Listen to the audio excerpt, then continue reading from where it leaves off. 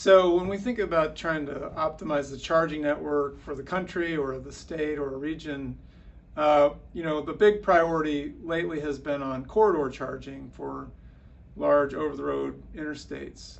And the idea there is to just sort of reduce the number of gaps in the system so that you really can do a cross-country electric vehicle trip. So that's a big priority for the federal government.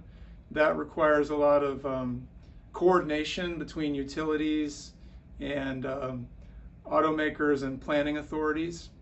So that's a big emphasis. And then the next one really is suburban and urban charging infrastructure at a municipal level, a county level.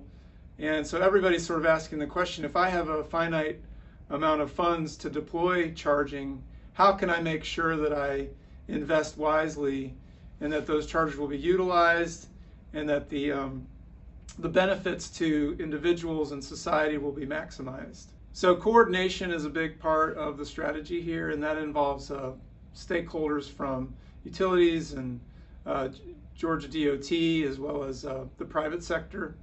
And so one of the biggest steps that we've taken is to look at, under the guidance of the governor, Electric Mobility Innovation Alliance, and also a study committee looking at infrastructure growth and economic development for EVs. So that looks at sort of how can we ensure the best investment of state funds and private funds to build out the network.